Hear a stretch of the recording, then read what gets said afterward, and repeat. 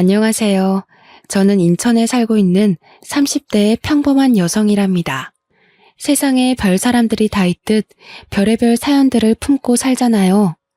그런데 저는 제가 이 일을 겪기 전까지는 그렇게 크게 힘든 일이 없었습니다. 너무 충격적인 일이라 30년 동안 조용했던 삶에 폭탄이 한 번에 떨어진 건가라는 생각이 살며시 들기도 했는데요. 그런 제 사연 다들 한 번만 들어주시길 바랍니다. 전 원래 어려서부터 결혼을 일찍 하고 싶어 했어요. 오죽하면 고등학생 때도 결혼 노래를 불러서 저희 아빠께서는 그렇게 빨리 집을 떠나고 싶냐며 서운해 하셨고, 친구들은 제가 1등으로 결혼할 거라 생각했죠. 저 역시 제가 1등으로 결혼할 줄 알았습니다. 그러나 현실은 제 꿈을 이루기에는 너무 버거운 존재였어요. 늘 자연스럽게 만나서 연애하는 걸 좋아했던 편인데, 그러다 보니 결혼 상대로는 부족한 면들이 보였고 결국 헤어짐으로 이어졌습니다. 그들이 특별히 뭘 잘못했다기보다는 결혼까진 아닌 연애 있잖아요.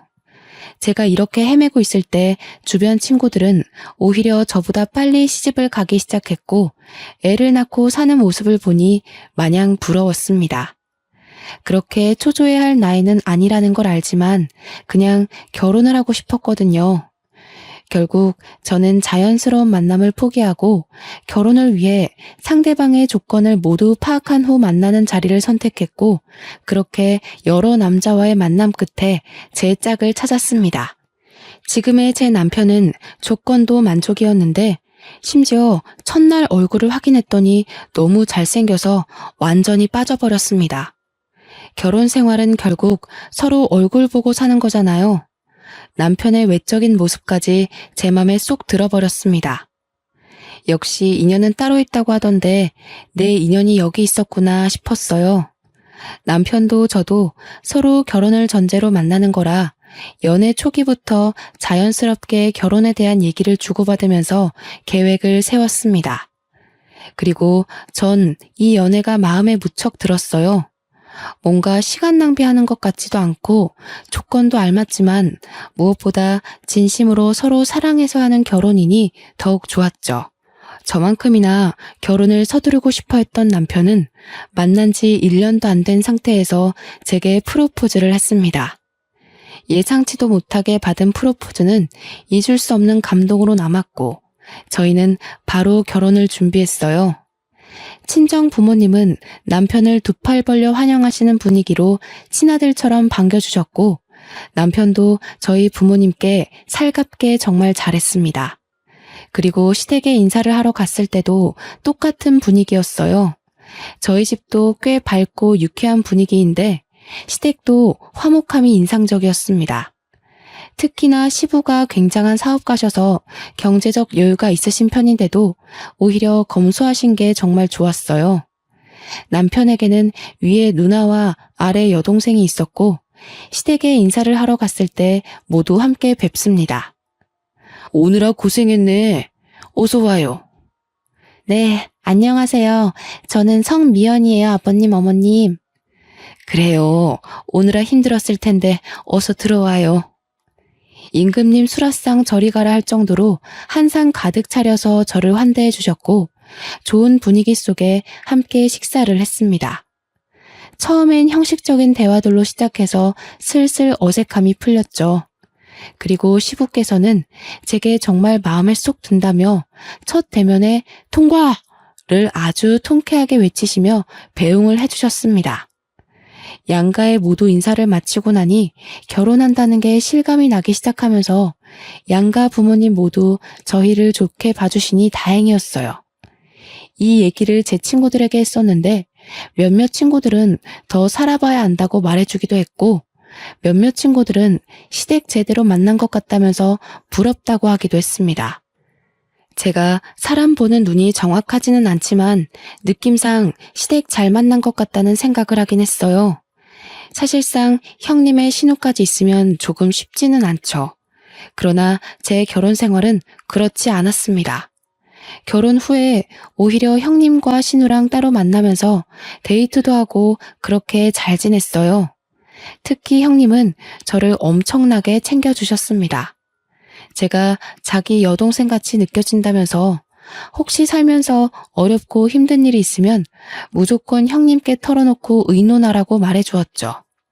마치 제게 친언니라도 생긴 것처럼 의지를 많이 했습니다. 시댁과 저희 신혼집이 차로 40분 정도 거리였고 결혼하신 형님네는 1시간 거리였어요. 그리고 미혼인 신혼애랑은 20분 거리로 가장 가까웠죠. 신우는 미혼이기도 하고 아직 젊어서 친구들과 시간을 많이 보내는 탓에 자주는 못 봤는데 1시간 거리에 사는 형님은 저랑 놀겠다며 그 힘든 거리를 왔다 갔다 해주셨습니다. 하도 저희 집 쪽으로 자꾸 오셔서 이번에는 제가 가겠다고 하면 절대 안 된다고 막으셨거든요. 그래서 정작 저는 형님네 동네에 못 가봤습니다. 한 번은 제가 형님에게 물어봤어요. 형님, 근데 왕복 2시간이 넘는데 매번 이렇게 오시는 거 안 힘드세요? 다음에는 진짜 제가 갈게요. 무슨 소리야. 옳게 힘든 거 하지 마. 나는 운전하는 것도 좋아하고 그래서 상관없는데 옳게는 여리여리한 게 꼭 힘든 일 하면 쓰러지게 생겼잖아. 에이, 무슨 소리예요, 형님. 저 그렇게 연약한 사람 아니에요. 정말 다음에는 한번 초대해 주세요. 형님만 매번 저 위해서 고생하셔서 마음이 불편해요. 난 동생이 밑으로 둘이나 있잖아. 그래서 그런가 이렇게 하는 게 더 편해. 올케가 우리 동네로 오고 그러면 오히려 불편해서 제대로 놀지도 못할 것 같아. 그니까 그런 거 신경 쓰지 말고 보자. 얼굴 보는 게 중요하지. 누가 오고 가면 어때? 형님은 여장부 스타일에 정말 당차신 분이라서 안 친했을 때는 약간 무서웠는데 막상 친해지고 보니 이렇게 다정하신 분이었죠. 제가 힘들까봐 그게 싫어서 본인이 매번 저를 보러 오시던 분이셨고 올 때 또 빈손으로 오지도 않으셨습니다. 밑반찬이나 여자 몸에 좋은 것들을 막 사다 주시곤 했어요. 형님이랑 친해지면서 속마음도 들어볼 수 있었는데 제게 넌지시 말을 하더라고요. 옳게. 우리 부부 벌써 결혼 7년 차인가? 그런데 왜 애가 없는지 안 궁금했어? 그런 걸 뭘 궁금해요. 요즘 딩크 부부도 많고 부부 사생활인데 뭐하러 물어요, 형님. 고맙네. 나는 아기를 정말 낳고 싶었고 꼭 낳아야 했거든? 근데 3년 동안 애가 안 생기는 거야. 그래서 남편이랑 병원을 가서 검사를 해봤더니 내 자궁이 약해서 애를 못 갖는데. 말 그대로 불임인 거지. 의사한테 그 말 듣는데 너무 서글픈 거 있지? 그래서 남편이랑 그냥 둘이서 쭉 살기로 했어. 형님, 마음고생 심하셨겠어요. 아, 그때 생각하면 뭐 전부를 잃은 기분이었지.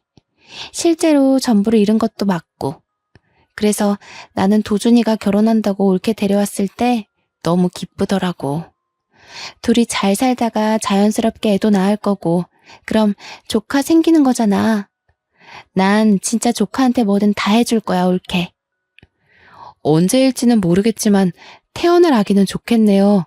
형님, 정말 아픈 상처를 저한테 이렇게 꺼내주셔서 감사해요. 그간 왜 형님네는 아기가 없는지 살짝 궁금하긴 했는데 이날 형님의 말을 듣고 마음이 참 많이 아프더라고요. 또 한편으로는 부담 갖지 말라면서 말은 했지만 내심 조카를 얼마나 바라고 계실까 싶기도 했죠. 저희 부부는 아기를 늦게 가질 생각도 없었고 자연스럽게 가질 생각이었기 때문에 하루빨리 좋은 소식을 들려드려야겠다 싶었습니다. 저를 챙겨주는 좋은 마음은 형님뿐만이 아니었죠. 시부모도 정말 과했습니다. 명절이 되어 시댁에 가기라도 하면 제가 힘들까봐 오히려 형님과 신우에게 일을 시키고는 하셨죠. 자꾸 그런 모습들이 오히려 부담스러워 정말 괜찮다고 제가 하겠다고 나서면 남편까지 나서서 저를 쉬게 했습니다. 저 정말 괜찮아요. 다 같이 얼른 하고 쉬는 게 좋죠. 저도 할게요. 무슨 소리야. 얼른 방에 가서 쉬고 있어. 이런 거 젊어서부터 자꾸 하면 몸 상해. 그래, 옳게. 나랑 도희가 할 거니까 얼른 가서 쉬어. 아, 정말 괜찮아요. 그냥 같이 할래요. 어디 아픈 것도 아닌데 저만 왜 특별 대우를 받아요. 그게 우리 집안 룰이야. 며느리라고 막 부려먹는 거 난 딱 질색이야. 그니까 얼른 들어가서 쉬다가 저녁 먹을 때 나와. 상상도 해본 적 없는 시댁에서의 풍경이었습니다. 제 지인들만 해도 명절 날이로 명절만 지내고 오면 끙끙 앓고는 했는데 전 오히려 너무 심심했죠. 과할 정도로 저를 아껴주고 챙겨주는 시댁 식구들 덕분에 좋기도 하지만 한편으로는 부담스럽기도 했습니다. 저를 과하게 챙겨주셨던 분들이지만 약간 이상한 부분은 있었어요. 형님은 제가 몸에 해로운 것이라도 하려고 하면 완전 태도가 돌변하셨습니다. 평소에 보지 못한 모습을 보이며 정색을 하더라고요.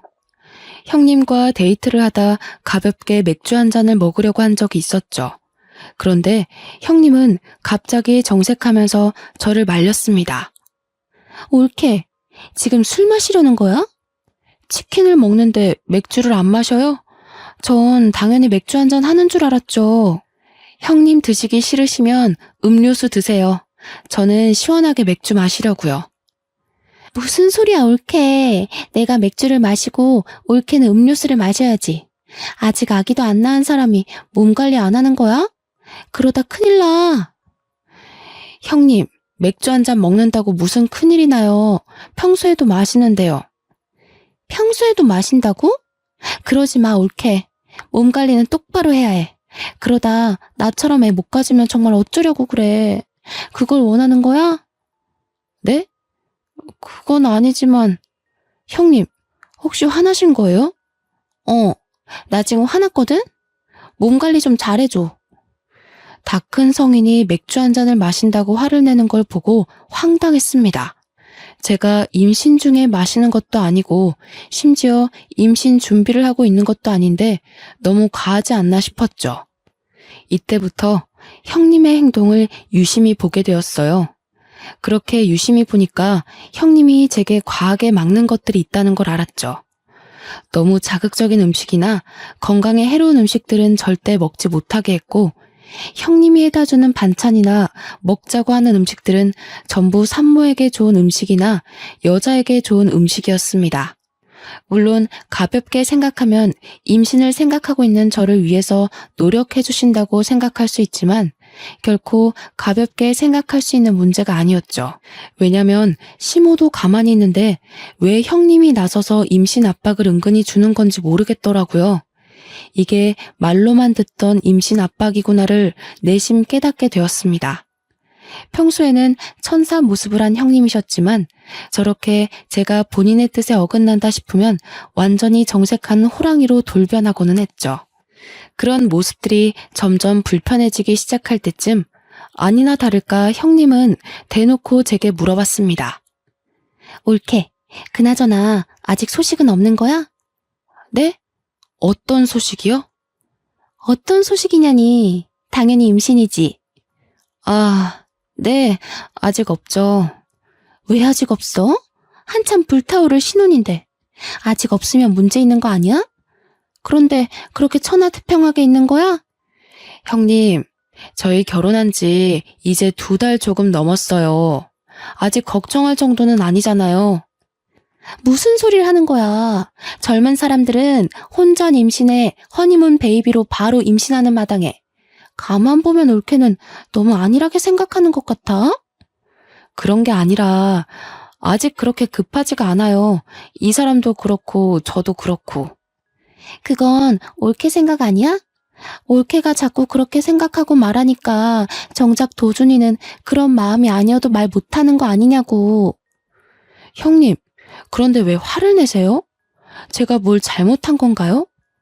임신을 하는 건 저희 부부가 선택할 일이고 저희끼리 알아서 하겠다고 분명 말씀드렸는데 매번 왜 그러세요? 저 형님이 자꾸 이러시는 거 너무 불편해요. 올케, 불편이고 뭐고 지금 그게 중요한 게 아니야. 내일 나랑 어디 좀 가자. 오후에 시간 꼭 비워도. 형님은 제게 임신을 아직도 안 했다며 대놓고 화를 내셨어요. 과연 이게 맞는 상황인가 싶었습니다. 저는 이날 집으로 돌아와서 아무리 생각을 해봐도 형님의 태도를 이해하긴 어려웠고 남편에게 전부 솔직하게 말했어요. 여보, 형님이 자꾸 나한테 임신하라고 압박을 줘. 한두 번도 아니고 술 마시면 몸 관리 안 한다고 뭐라고 하고 조금 매운 거 먹어도 뭐라고 하시는데 처음에는 그러려니 했거든? 근데 이게 계속 쌓이고 쌓여서 이상하다 싶었는데 오늘은 대놓고 화를 내더라니까? 대체 형님 왜 그러셔? 당신이 이해 좀 해줘. 그래도 누나가 당신 끔찍하게 생각하고 챙겨주잖아. 누나는 애를 엄청 원했는데 불임으로 애 못 낳은 거 알잖아. 그러니 조카가 보고 싶겠지. 그 과한 마음이 당신을 힘들게 했나 보다. 혹시라도 너무 과하면 말해줘. 내가 자제시킬 테니까. 나도 그렇게 생각하고 이해하려고 한 건데 도가 지나치잖아. 내가 임신을 언제 하든 솔직히 형님이 신경 쓰실 부분은 아니잖아. 어머님, 아버님도 가만히 계시는데 형님이 왜 그러셔? 그렇지, 맞지. 누나가 조금 과했네. 당신이 이해 좀 해줘. 남편에게 말했지만 돌아오는 대답은 이해를 해달라 뿐이었습니다. 솔직히 저도 형님이 불임이라는 말을 듣고 조카를 원해서 그렇겠다고 생각을 하면서 이해하려고 노력을 많이 했었죠. 하지만 저렇게 대놓고 화까지 내는 걸 누가 쉽게 이해하겠어요. 기분이 너무 나빴지만 꾹 누르고 다음 날이 되었습니다. 형님은 이날 제게 어딘가를 가자고 했지만 솔직히 가기 싫었어요. 가기 싫어서 빈둥빈둥 하고 있는데 아주 칼같이 저를 데리러 왔고 어디 가는지도 모르고 우선 차에 탔습니다. 제가 차에 타서도 내내 어디 가는 거냐고 물었는데 대답을 안 해주는 거예요. 자꾸 말을 돌리고 회피하는 게 느껴져서 뭔가 이상하다고 싶었습니다.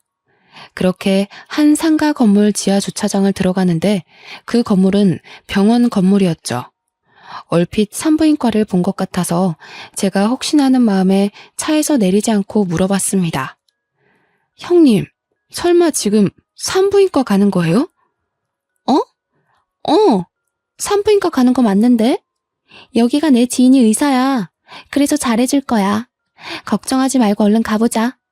자연 임신이 어려운 거면 빨리 시험관이든 뭐든 해야지. 그렇게 넋 놓고 있을 때가 아니거든. 형님, 정말 뭐 하시는 거예요? 저랑 의논도 안 하시고 병원을 데려오세요. 지금 이거 너무 선 넘는 행동인 거 아시죠? 정말 많이 참으려고 노력하고 있는데 오늘은 도저히 못 참겠네요. 검사를 받더라도 제가 알아서 받을 거니까 제발 저희 부부 일에 신경 좀 꺼주실래요? 가긴 어디를 가. 여기까지 왔으면 검사라도 하고 가라니까. 검사하는 게 뭐 어려운 것도 아닌데 대체 왜 그래 어린애처럼. 제가 지금 검사하는 게 어려워서 이래요? 형님 행동하시는 게 기분 나쁘니까 그렇죠. 저는 형님이 잘 챙겨주셔서 진심으로 좋고 감사했는데 아무래도 적당히 선을 두고 보는 게 좋겠네요. 당분간은 따로 찾아오지 말아주세요. 전 그렇게 차에서 내렸고 저를 부르는 형님을 무시한 채 가버렸습니다. 집으로 오는 길 내내 아무리 생각해도 너무 화가 나는 거예요. 막말로 형님이 뭔데 저렇게까지 설치는지 모르겠고 불편하다 못해 오만정이 다 떨어졌습니다. 남편이 퇴근해서 돌아올 때까지 전 기다렸다가 남편에게도 말했어요. 나 오늘 형님 손에 이끌려서 강제로 산부인과 가서 검사받을 뻔했어. 나한테 한마디 상의도 없이 병원까지 갔다고. 내가 대체 어디까지 이해를 해줘야 하는데? 말 좀 해봐. 아, 정말이야? 누나가 너무 심했네.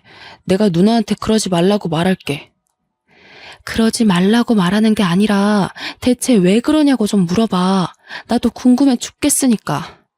어머님, 아버님도 나한테 임신 강요를 안 하시는데 왜 형님이 저렇게 계속 스트레스를 주는 건데? 그리고 어디 한번 물어보자. 당신도 사실 아기를 빨리 원하는데 나 때문에 말 못하고 있다는 게 맞아? 아니 뭐 꼭 그런 거는 아니고 그냥 빨리 생기면 좋기는 하지. 나한테는 그런 말 한 적도 없잖아. 그런 생각이 있으면 당사자인 나한테 말을 해야지. 왜 형님한테 말해서 전해 듣게 만들어? 결국 당신도 문제야. 이날 남편에게 엄청나게 퍼부었습니다. 형님을 대신해 남편에게 화풀이를 한 거죠. 남편은 한참을 제 말을 들어주다가 사실은 아이를 원한다면서 빨리 낳고 싶다고 말을 했어요. 이런 말을 아내인 제게 했으면 정말 좋았겠죠. 왜 저한테 안 하고 형님에게 했는지 모르겠더라고요. 전날 남편이 형님에게 연락해서 앞으로 제게 임신에 대한 압박을 주지 말라고 말하는 걸 얼핏 들었지만 모른 척 했습니다. 이후 형님은 정말 미안하다고 연락이 몇 통 왔었어요. 조카를 너무 원했는데 아무래도 본인의 방식이 잘못이었다며 사과를 한다고 했죠. 우선 사과를 받아줄 거지만 적당히 거리를 뒀으면 좋겠다고는 말했습니다. 예전처럼 너무 자주 만나는 건 원치 않는다고 말했어요. 이 말을 잘 포장해서 돌려서 말을 했고 형님도 알겠다고 하셨죠. 이미 제대로 정이 떨어졌고 불쾌함을 너무 느낀 상황이라 예전 사이로는 절대 돌아갈 수 없다고 생각했습니다. 또 형님의 진짜 모습을 봐버려서 그런가 더욱 예전처럼 지내기 싫었어요. 형님이 보고 싶든 보기 싫든 시댁에 가야 하는 명절은 돌아오고 형님이 싸운 후 처음 맞이하는 명절이 되어 시댁에 갔습니다. 여전히 저를 공주 대접해 주셨지만 이제는 제가 완강하게 나서서 일 꼭 하겠다고 그렇게 하지 마시라고 불편하다고 했죠. 그런 제 모습에 오히려 시댁 식구들이 다 놀랐지만 괜히 꼬투리 잡힐 일은 하지 않는 게 좋겠다고 생각했습니다. 그렇게 전도 붙이고 음식을 만들다가 옷에 계란물을 흘려서 갈아입으려고 방에 갔죠. 저희 시댁이 2층 집이고 저희가 가면 2층을 사용해요. 옷을 갈아입고 2층에서 1층으로 내려오는데 1층에서 형님과 남편 그리고 신우가 다투는 소리가 들렸습니다. 시모와 시부는 방에 들어가서 쉬고 계셨거든요. 저는 뭔가 직감적으로 이건 꼭 내가 들어야 한다고 생각을 해서 엿듣기 시작했죠. 그럼 이게 다 나 때문이라는 거야? 애초에 이건 도준이 네 탓이지.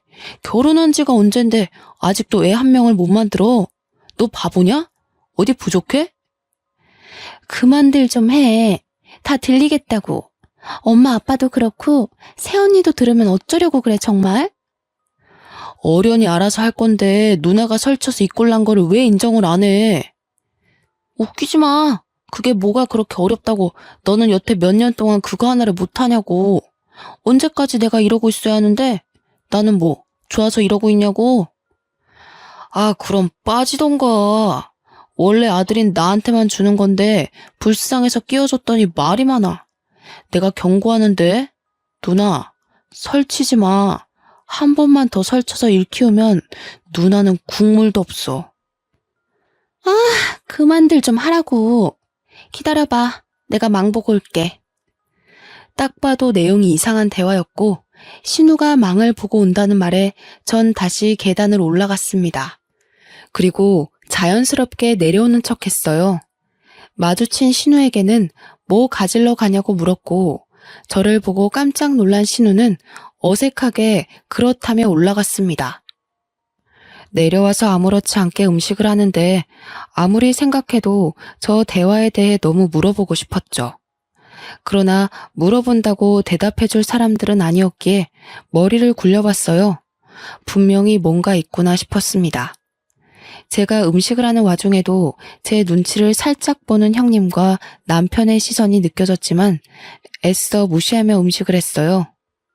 다 끝낸 후 다 같이 저녁을 먹는데 갑자기 형님이 이상한 말을 꺼냈습니다.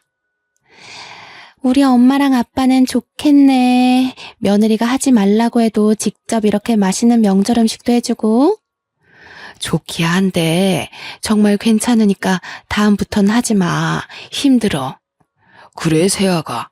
여기 식구가 몇인데 너까지 고생하니? 거봐. 들었지 올케?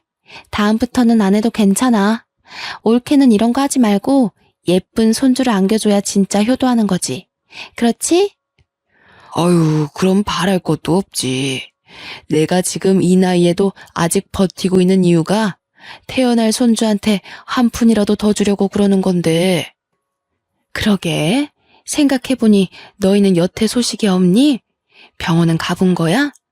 몸에 문제 있는 거 아니야? 아, 저희 아직 젊고 병원까지는 안 가봤어요. 조금 더 노력해보고 그래도 안 생기면 같이 병원 가볼게요. 젊다고 생각할 문제가 아니야, 세아가. 요즘 식습관에 환경 문제까지 겹쳐서 젊은 아가씨들도 불임이 얼마나 많은데 그걸 가볍게 생각하고 있었어? 조금 실망인데. 하루빨리 병원 가서 결과 알려주도록 해.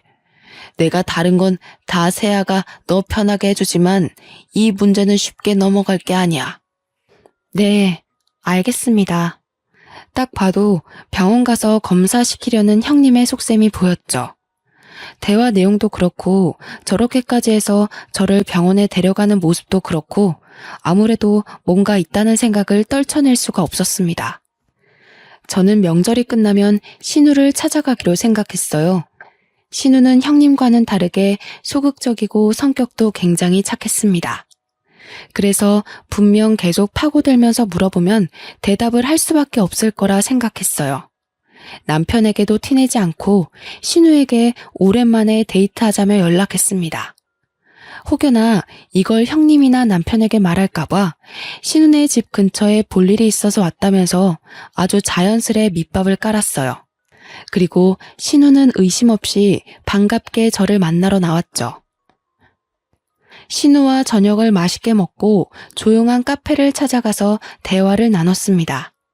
솔직하게 뭐냐고 물어볼까 아니면 은근슬쩍 알고 있는 척 물어볼까 엄청 고민했어요. 신우 성격상 제가 뭘 알고 있어야 스스로 실토할 것 같아서 아는 척 연기를 시작했습니다. 아가씨, 나는 우리 식구들 다 진심으로 아주 좋았는데 어머님 아버님 빼고는 나한테 다들 진심이 아니었더라? 아가씨도 그렇고 그래서 너무 속상하던데? 네? 언니 그게 무슨 말이에요 갑자기? 뭐든 꼬리가 길면 다 걸리는 법이거든. 셋이서 작정하고 나 하나 바보 만들면 끝까지 내가 모를 거라고 생각한 거야? 그나마 내가 오늘 아가씨를 만나러 온 이유는 앞길이 아직 창창하고 젊으니까 기회를 주려고 온 거야. 나한테 모든 걸 자백하면 선처해줄 의향이 있어. 그렇지만 조금이라도 다르게 말하면 오빠랑 형님처럼 똑같이 처벌받게 할 거야. 네? 그게 처벌할 수 있다고요? 아닌데. 그럴 리가 없는데. 나 시간 없어. 선택해서 얼른 말해. 새언니, 정말 미안해요. 저도 언니 볼 때마다 너무 죄책감 느꼈는데 이미 약속은 해서 어쩔 수 없었어요. 지금이라도 뭐든 다 할 테니까 제발 처벌은 하지 말아주세요. 저 아직 시집도 못 갔는데 제발요. 울며 불며 신우이가 말한 내용은 충격 그 자체였습니다. 시부모에게는 재산이 꽤 있는데 남자 손주를 낳는 자식에게 막대한 재산을 물려주겠다고 자식에게 약속을 했답니다. 거기다 유일하게 아들인 우리 남편이 남자 손주를 낳으면 시부가 회사까지 물려주겠다고 했다더군요. 그런데 시부 연세가 꽤 있으셔서 하루빨리 회사를 누군가 물려받아야 했고 정 자식들에게 소식이 없으면 전문 경영인에게 넘기겠다고 했다네요. 그 얘기를 들은 형님과 남편은 작당 모의를 한 거죠. 형님은 이미 불임으로 아이를 낳을 수 없으니 남편이 아들을 낳으면 3분의 1로 셋이서 재산 분할하자는 각서를 썼다고 합니다. 이 사실은 시부모는 당연히 모르고 이 남매들끼리 저지른 일이죠. 상황이 이러니 당연히 제가 빨리 아이를 가져야 했고 형님은 소식이 없는 제가 혹시라도 본인처럼 아이를 못 가질까봐 검사까지 시키려고 했던 겁니다. 전 이 사실을 알고 너무 소름이 끼쳐서 말을 못하고 있었어요. 그런데 이게 끝이 아니었죠. 신우는 정말 제가 본인을 처벌할까봐 무서웠는지 알고 있는 사실을 다 말해주는 눈치였습니다. 꺼이꺼이 울면서 말을 하더라고요. 새언니, 정말 미안해요. 저도 정말 멈추고 싶었던 게 오빠랑 언니는 돈에 미쳤어요. 오빠 전 여자친구랑 원래 결혼하기로 했었거든요. 아이가 생겨서요. 그런데 아이 성별이 딸인 걸 알고 오빠가 그 여자를 버렸어요. 그래서 아이랑 그 여자랑 정말 힘들게 살 거예요. 지금도. 뭐라고? 진짜 너네 사람이 아니구나. 그걸 알면서도 눈 감아준 건 결국 아가씨 너도 공범인 거야. 알아? 아무리 돈이 좋고 각서를 썼더라도 가족이니까 그만하라고, 이건 멈춰야 한다고 말렸어야지. 그런데 나한테까지 피해를 주려고 해? 미안해요, 정말로. 언니는 그 전 여자친구가 꼴나기 전에 얼른 떠나요. 그냥 내가 해줄 수 있는 말이 이것뿐이에요. 그리고 저희 부모님한테는 비밀로 해줘요. 부모님 아시면 저희 죽어요, 정말. 우선 아가씨가 나한테 말한 거 알면 형님이랑 남편이 가만 안 둘 거야. 나도 모른 척하고 있을 테니까 아가씨도 당분간은 모른 척해.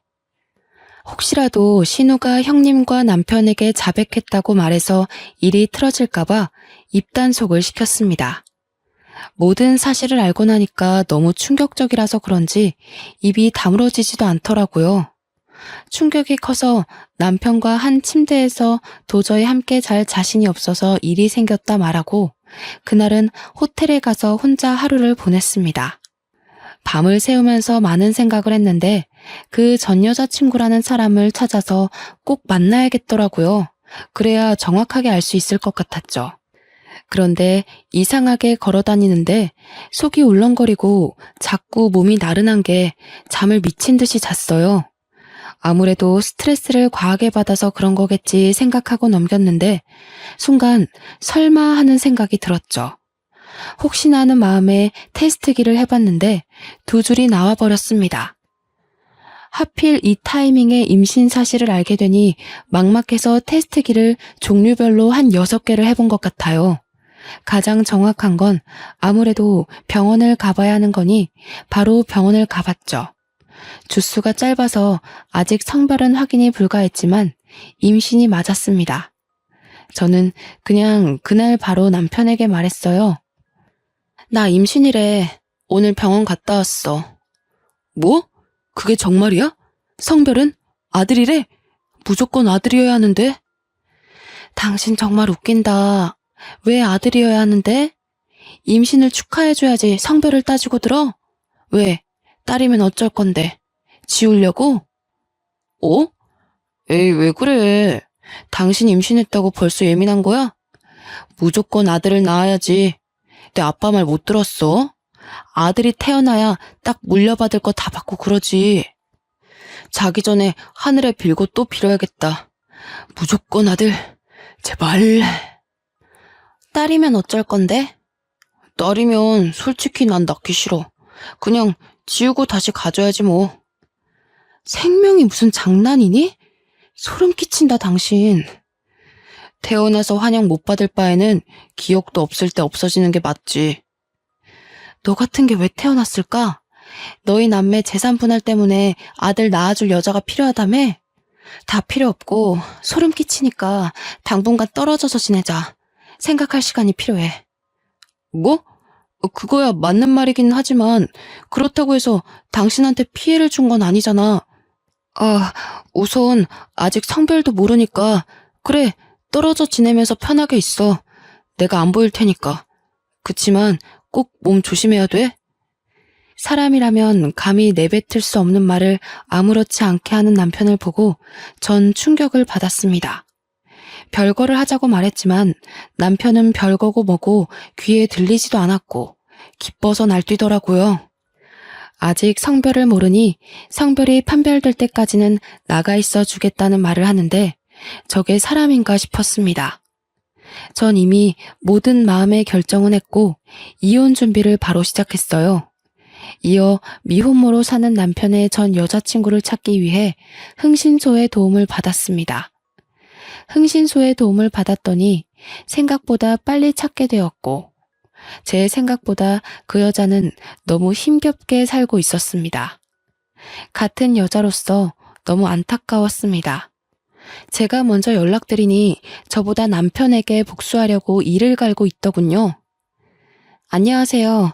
저 전화드린 성미연이에요. 네네. 집이 허름하죠. 우선 앉으시고 정말 찾아와줘서 고마워요. 그 자식 그쪽한테도 그렇게 했어요? 저랑 우리 딸 버리듯 그렇게 한 거예요? 그러려고 하고 있는 것 같아요. 저는 아직 초기라 성별을 모르거든요. 근데 아들이 아니면 지울 거라네요. 그 자식 사람 아니에요. 지가 결혼하자고 매달리고 또 매달리고 원치도 않는 임신까지 시켜놓고서 딸인 거 알자마자 처참하게 버리더라고요. 저는 그때 너무 어렸고 심지어 그 자식 때문에 부모님이랑도 연을 끊어서 갈 곳도 없었는데 정말 딸아이랑 둘이 얼마나 힘들게 살았는지 몰라요. 당장이라도 멱살 잡고 싶지만 먹고 사는 게 힘들어서 복수는 꿈도 못 꾸고 살았어요. 제가 도와드릴게요. 우리 그 복수 같이 해요. 저도 그 자식 가만 안 둘 거거든요.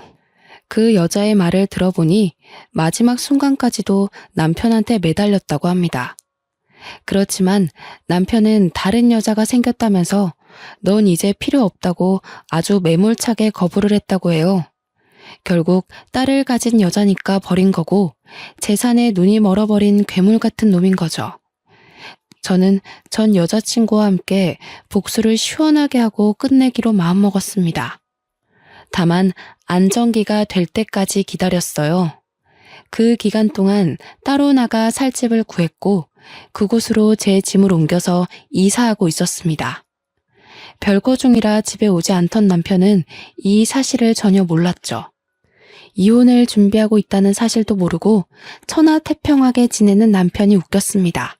그리고 안정기에 접어들면서 성별이 아들이라는 것을 알게 되었어요. 저는 남편에게 성별이 아들이라고 메시지를 보내자마자 미친 듯이 전화가 왔죠. 여보, 세상에 아들이 맞아? 사실이야? 고생했어. 역시 우리 여보는 해낼 줄 알았어. 내가 정말 사랑하는 거 알지? 뭐 갖고 싶어? 내가 다 사줄게.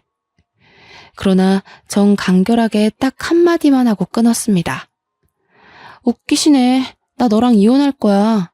입 다물고 너희 부모님 집 앞으로 와. 아마 빨리 오는 게 좋을 거다. 남편이 버린 전 여친과 함께 시댁으로 쳐들어갔습니다. 시댁에 도착했을 때는 이미 형님과 신우 그리고 시부모가 있었고 전 여자친구를 보자마자 형님과 신우는 사색이 되었죠.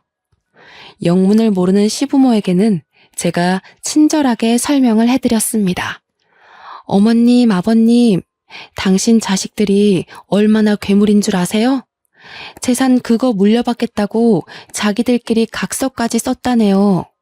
제 남편이 아들 낳으면 3분의 1에서 나눠 갖기로요. 그리고 여기 있는 이 여자분은 저랑 만나기 전에 이미 남편의 딸을 낳으신 분이에요. 그런데 남편이 아들이 아니라 딸을 낳았다면서 이 여자분을 버렸다네요? 뭐라고? 그게 사실이니? 네, 제가 산 증인이죠. 제 딸아이가 벌써 5살이에요. 그 세월을 얼마나 피눈물 흘리면서 살았는 줄 아세요? 아무리 돈이 좋다고 해도 그렇지. 어떻게 그럴 수 있냐고 어떡해. 그 나쁜 자식 때문에 나랑 내 새끼는 매일 피눈물 흘리면서 살았는데 아직도 이러고 살고 있네요. 당신 아들은 돈에 미쳤다고요. 저한테 형님은 그러셨죠. 애 빨리 낳으라고 압박 주셨고 술도 한 모금 못 마시게 하고 마치 겉으로는 저를 무척 아끼는 척하면서 사실은 애 빨리 갖게 하려고 참 애 많이 쓰셨죠. 그런데 어머님, 아버님, 이 사람이 저 임신했다는 말 하자마자 뭐라 한 줄 아세요? 아들 아니면 지우고 다시 갖자던데요. 딸이면 낳을 필요가 없다고요. 그래서 저 이혼할 거예요. 제 말이 끝나자마자 시모는 뒷목 잡고 쓰러졌고 뒤늦게 도착한 남편은 전 여자친구를 보자마자 막 쫓아내려고 했습니다. 그걸 제가 말리고 있는데 시부가 남편의 멱살을 잡고 확 끌어서 뺨을 때리며 말했어요. 정신 차려. 네가 사람이냐? 내가 그런 뜻으로 너희한테 말한 줄 알아? 나는 괴물 새끼들한테는 돈 한 푼 줄 수 없다. 당장 내 집에서 나가! 이 말을 들은 남편은 저 때문에 모든 게 망했다면서 제 뺨을 때리더라고요. 그래서 저도 어이가 없어서 급소를 확 발로 차주면서 말했죠.